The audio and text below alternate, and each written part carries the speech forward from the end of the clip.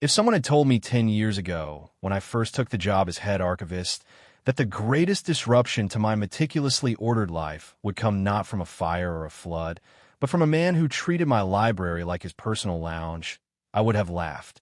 It would have been a dry, quiet laugh, the kind that dies in your throat, the kind I specialized in.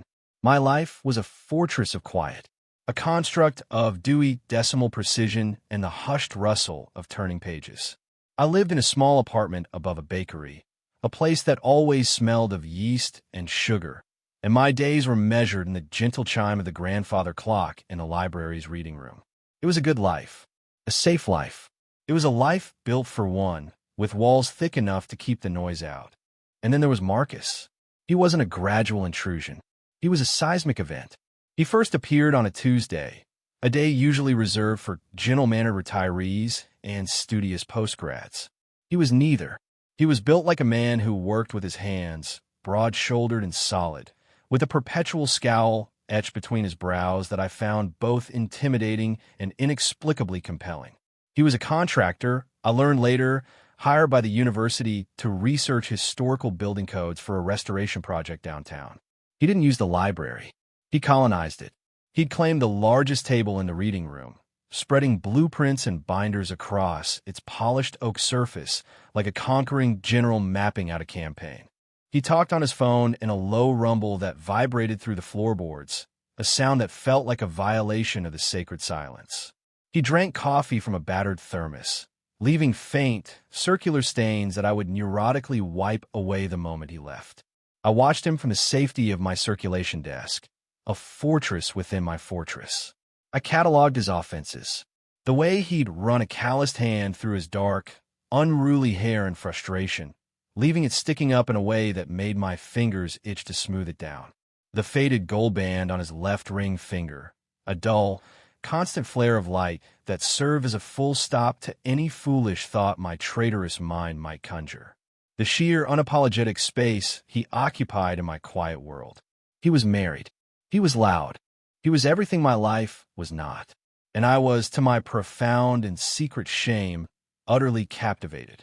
My observation of him became a ritual, a part of the routine I so desperately clung to. 8:15 a.m., his heavy boots on the marble floor. 10:30 a.m., the sigh of frustration as he hit a dead end in his research. 1 p.m., the smell of the sandwich he'd eat at his desk, always something with onions. 4:45 p.m., the aggressive shove of materials into a worn leather satchel, the scrape of the chair, and then the blessed, hollow silence he left in his wake. A silence that was beginning to feel less like peace and more like absence. We barely spoke.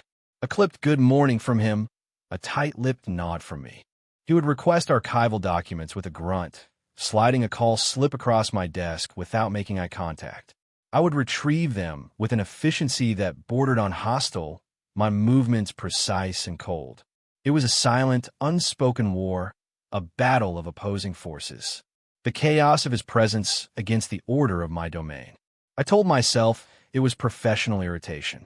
I told myself he was an inconsiderate patron who needed to be endured. I was a spectacular liar. The truth was a frantic bird trapped in my ribcage, beating its wings raw every time he looked in my direction. The truth was that the dull gleam of his wedding ring was the only thing that kept me tethered to sanity. It was the barrier, the uncrossable line that made my fascination a safe, private madness. He was an abstract problem, a figure in a painting I could study from a distance without ever having to risk a touch. For months, this was our rhythm. The silent war, the distant observation, the lie I told myself every single day. My fortress held. My walls were strong. Until the day the sky broke open. The warnings had been there for days. Hurricane Anya, a churning monster in the Gulf, was lumbering toward the coast. They said it would weaken. They said it would turn north. They were wrong. The rain started on a Wednesday morning, a gentle patter that quickly swelled into a furious, relentless drumming. The wind began to howl, a low, mournful sound that rattled the tall, arched windows of the reading room. The university issued a mandatory evacuation order at noon. I made the announcement, my voice sounding thin and reedy against the growing symphony of the storm. Students and faculty packed up with a nervous energy, their chatter a frantic counterpoint to the wind. By 3 o'clock, the library was empty. Except for him.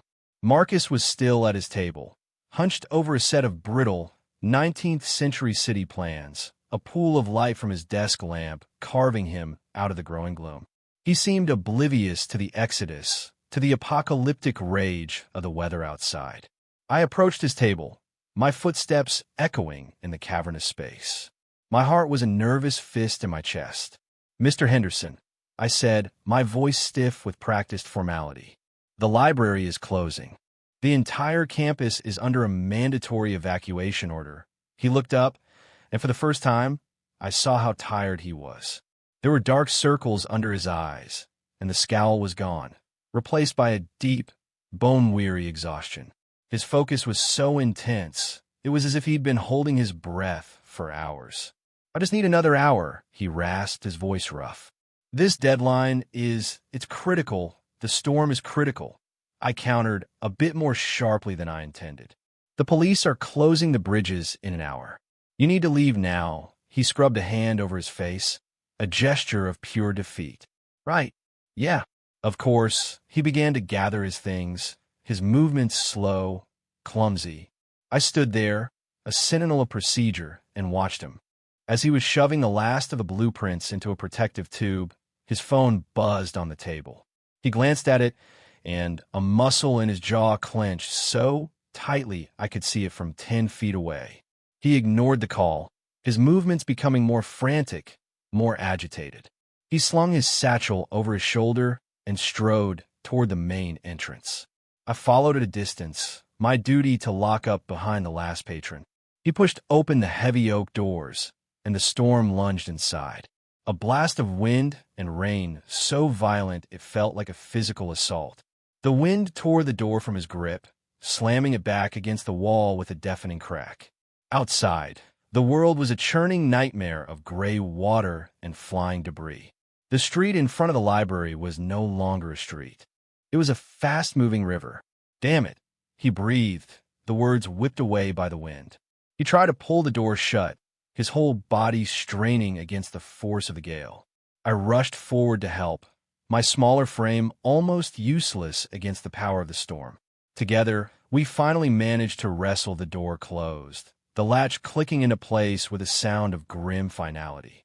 We stood there in the sudden, ringing silence of the foyer, soaked and breathing heavily. Water dripped from his hair onto the marble floor. My carefully pressed shirt was plastered to my skin. We were trapped. The reality of it settled over me, a cold, heavy weight. I was locked in my fortress, but the enemy was inside the walls. "My car's in the low lot," he said, his voice flat. He was staring at the water, swirling against the reinforced glass of the doors. "It's probably halfway to the ocean by now. There are emergency protocols," I said, falling back on the comfort of rules. "As staff, I'm required to stay. The building has a backup generator and supplies in the basement. We'll be safe here." He finally turned to look at me. Not at the librarian, not at the obstacle behind the desk, but at me. His gaze was direct, stripped of its usual arrogance. I saw something I'd never seen there before. Fear. "Okay, librarian," he said, a ghost of a wry smile on his lips. It didn't reach his tired eyes. "Looks like you're stuck with me."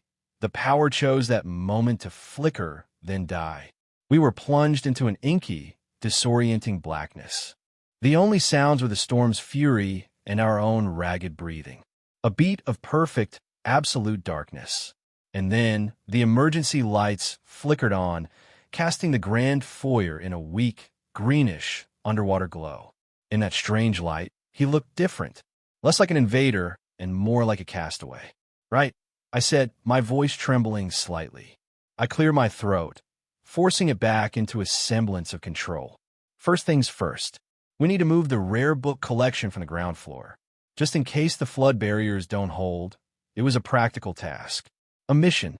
Something to focus on besides the terrifying fact that I was alone, in a storm, with the one person who could unravel my carefully constructed world with a single glance. For the next few hours, we worked. We didn't talk much. We moved in a rhythm dictated by the task, a strange, temporary partnership. I pointed, and he lifted. I organized, and he carried. I saw the easy strength in his arms as he lifted heavy boxes of leather-bound volumes, the strain courting the muscles in his neck. He moved with a physical competence that was completely foreign to my world of quiet contemplation. I found myself watching his hands. They were calloused, scarred, the hands of a man who built things. Not like mine, which were pale and smooth from a life of handling paper. I saw a long, thin scar that ran from his knuckle to his wrist, a pale white line against his skin. I wonder how he got it. I wonder about 100 things I had no right to know. He worked without complaint, his earlier frustration replaced by a grim focus. The professional distance between us was being eroded by shared labor and the howling of the wind. He was no longer just Marcus Henderson, the annoying patron. He was Marcus, the man who was keeping the poetry of Keats from being washed away. We were on the last box, a heavy crate of historical ledgers. I was on a rolling ladder, guiding it onto a high shelf, and he was below, spotting me. My hands were damp, and the cardboard was slick. It slipped. A gasp escaped my lips as the box tilted, threatening to fall. I overbalanced, my body lurching sideways. Before I could fall, his hand shot out, grabbing my arm. His grip was like iron, warm and solid, instantly steadying me. The shock of his touch was a jolt of pure electricity, a current that shot straight from my arm to the frantic bird in my chest, making it beat its wings into a frenzy. Heat bloomed on my skin where his fingers pressed. My entire world narrowed to that single point of contact. His hand on my arm. "Easy there," he said, his voice a low rumble right beside my ear. I hadn't even realized how close he was. I could feel the warmth of his body, smell the faint, clean scent of his soap mixed with the storm dampness of his clothes. I froze. Every muscle in my body went rigid. Don't react. Don't show anything. He held on for a second too long. Or maybe it was just a second, but it stretched into an eternity.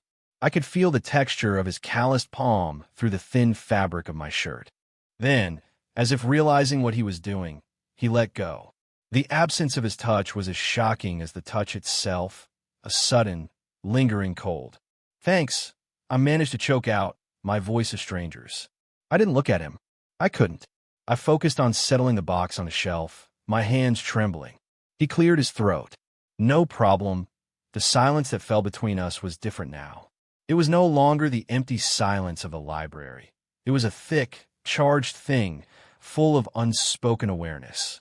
The storm outside raged on, but the real tempest was inside, in the space between us.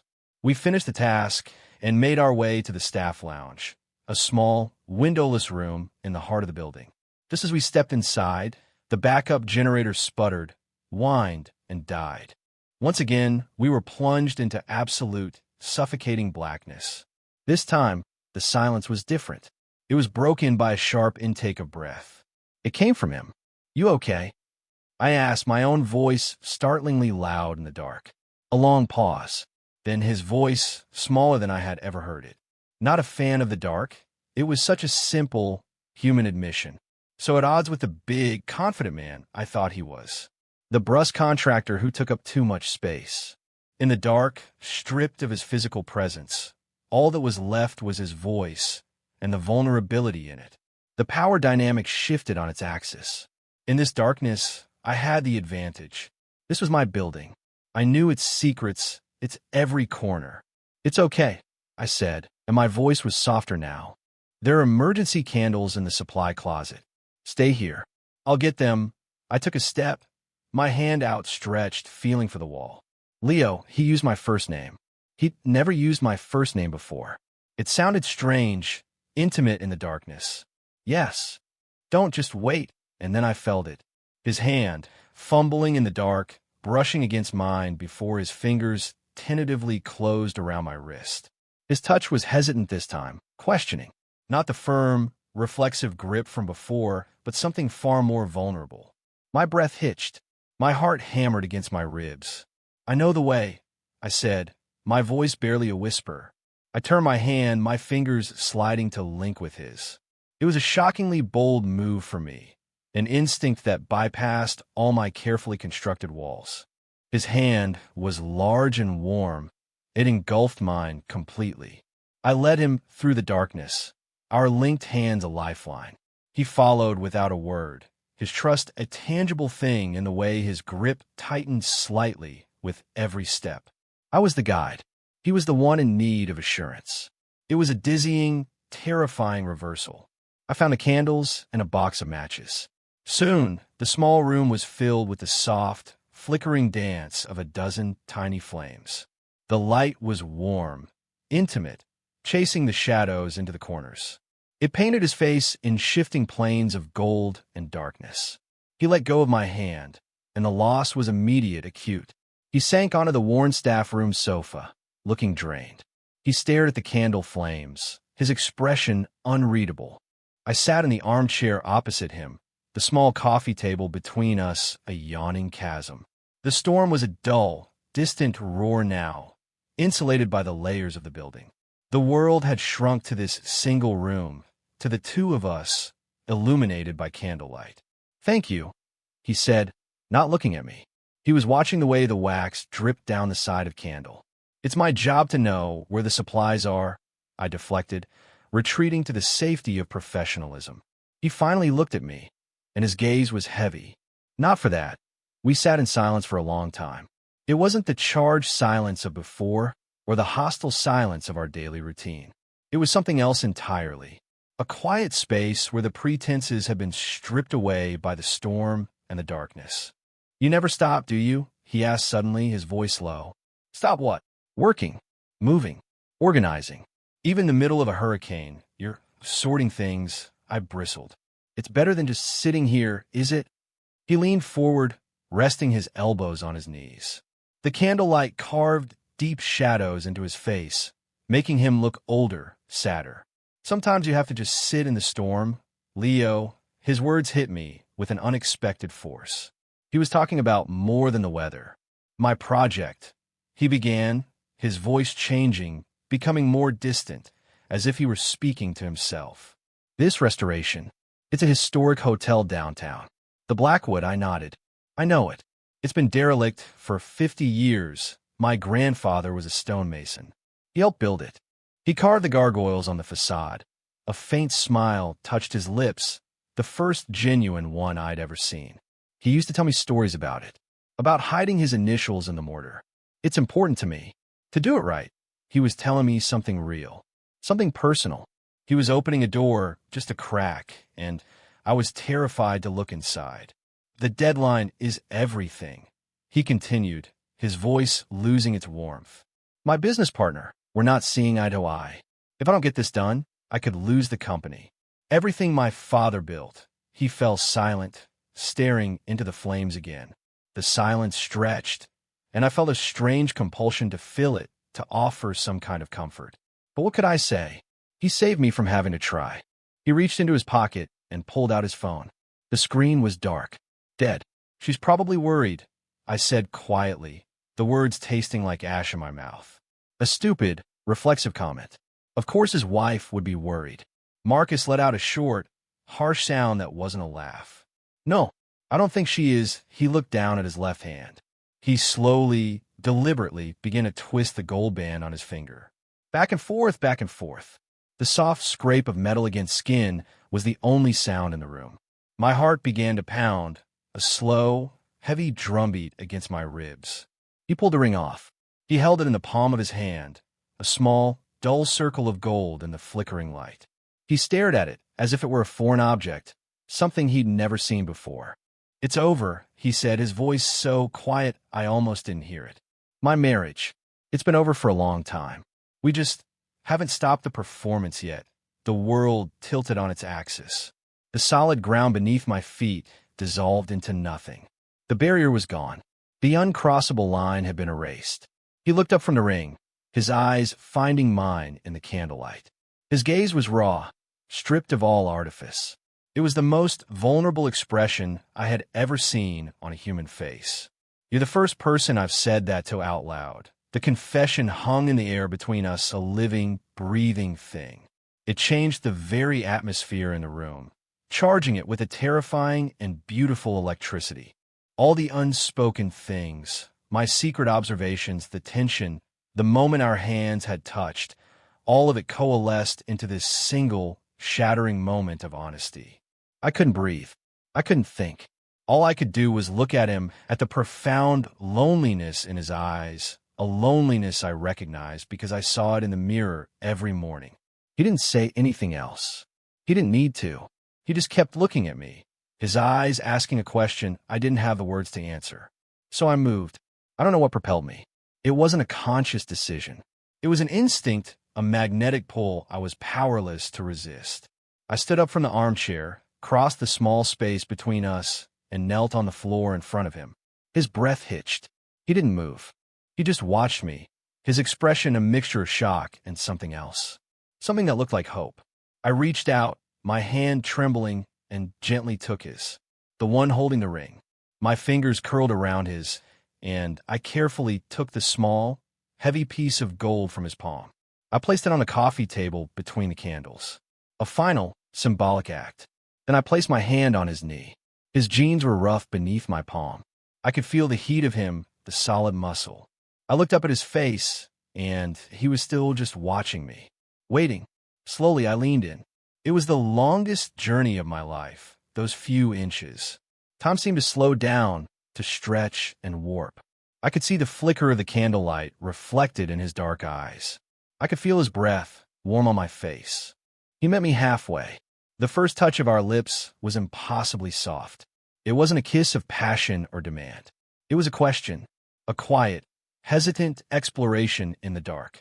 It tasted of rain and salt, and a sorrow so deep it stole my breath. It was tentative, searching, a moment of profound and terrifying honesty. He made a small sound in the back of his throat, a sound of surrender, and his hand came up to cup the back of my neck, his fingers tangling in my hair. His other hand covered mine on his knee, his thumb stroking the back of my hand. The kiss deepened, but remained slow, gentle. It was a conversation without words. It spoke of loneliness and longing, of walls crumbling down, of a connection so unexpected it felt like a miracle in the middle of a storm.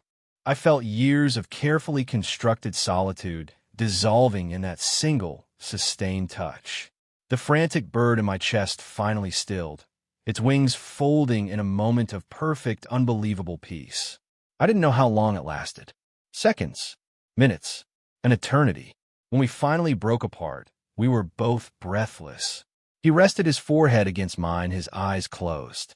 "Leo," he whispered, his voice thick with emotion.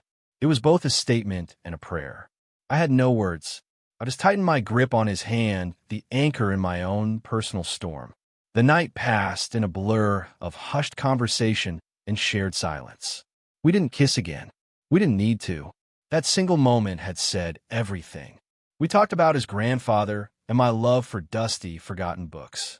We talked about everything and nothing. And for the first time in my life, I didn't feel alone. I felt seen. Eventually, exhaustion claimed us. We stretched out on the lumpy sofa, a tangle of limbs in the dying candlelight. I fell asleep with my head on his chest, the slow, steady rhythm of his heartbeat a lullaby against my ear. I woke to the unfamiliar weight of an arm slung across my waist and the pale, gray light of dawn filtering in from the hallway. The storm was over. The silence of the library was absolute, a profound stillness that was a stark contrast to the chaos of the night. My first thought was a slow, spreading warmth, a sense of peace I'd never known. Then my second thought, the cold, sharp-edged blade of reality. Marcus was still asleep, his face relaxed, the perpetual scowl completely gone.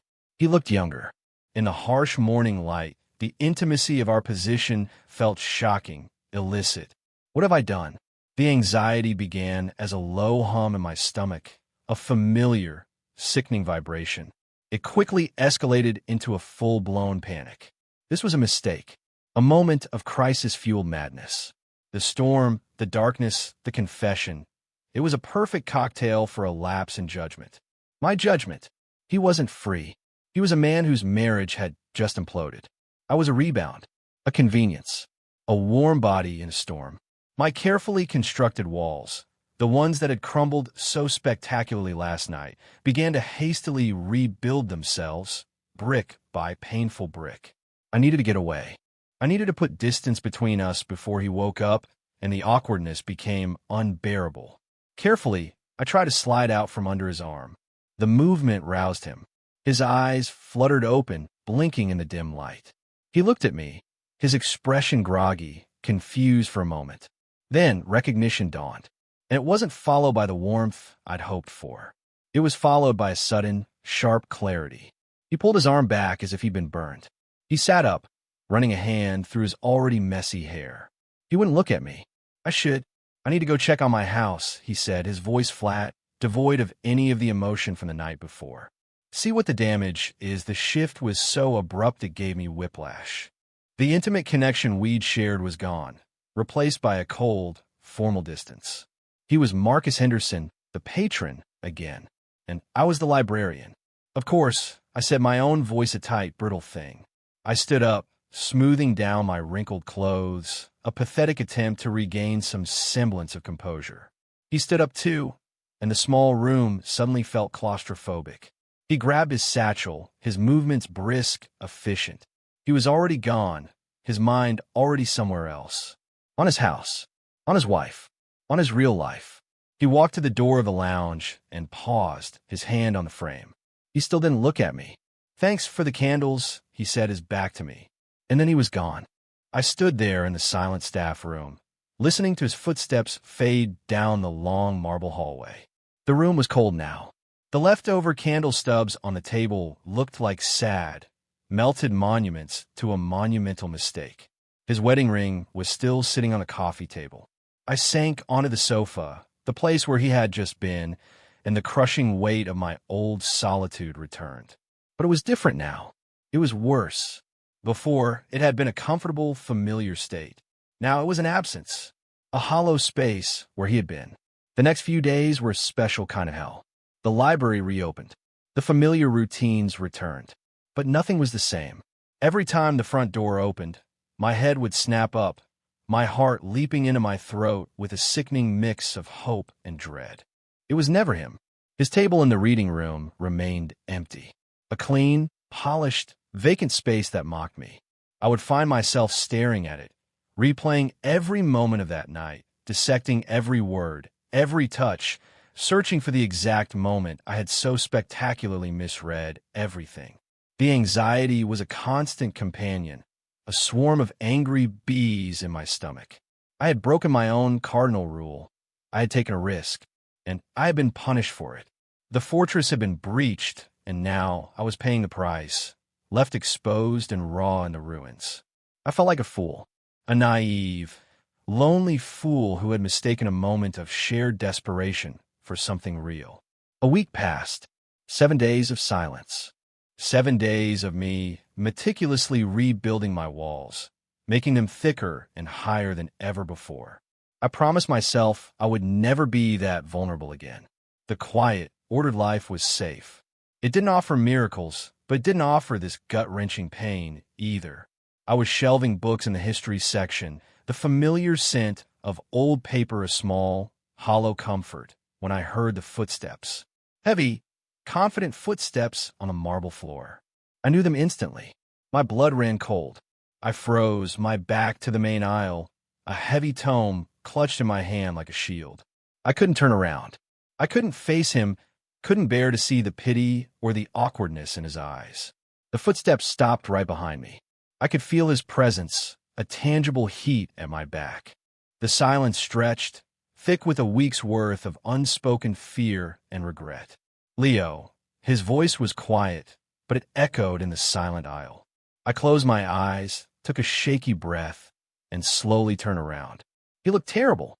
He was paler, thinner, and the exhaustion I'd seen during the storm was now carved into his face like a permanent feature. But he was here. He had come back. He was holding a small, crumpled paper bag. I said, my voice barely audible. He looked down at the floor, then back at me, his gaze uncertain. I'm an idiot, It wasn't the opening I had expected. "I'm sorry," he said, the words coming out in a rush. "For just leaving. For not calling. It was a coward's move. There's no excuse, but—" I panicked.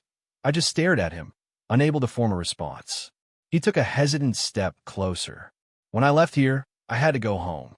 To the house. She was there. We had the conversation we should have had 5 years ago. It was ugly. And then there was the flood damage and dealing with insurance and trying to find a new place to live." He gestured vaguely with the paper bag. "My life got turned upside down in the span of about 12 hours. He looked me straight in the eye, and the raw vulnerability from that night was back. And the thing that scared me the most, the thing that made me run, wasn't any of that. It was you." My heart stopped.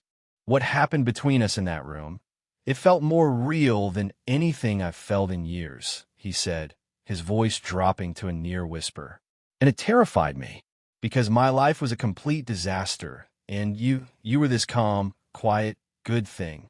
And I didn't want to drag you into my mess. I felt like I didn't deserve to even be in the same room with you." The bees in my stomach settled. The frantic bird in my chest grew still. He hadn't been running from me. He'd been running because of me. "So I'm sorry," he said again, "for being a coward.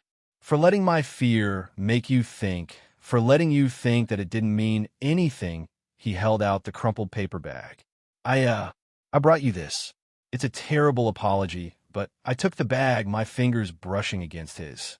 The brief touch was a spark, igniting a fragile, flickering hope inside me. I opened it. Inside was a croissant from the bakery beneath my apartment. It was still slightly warm. A small, weak laugh escaped my lips. "How did you know?"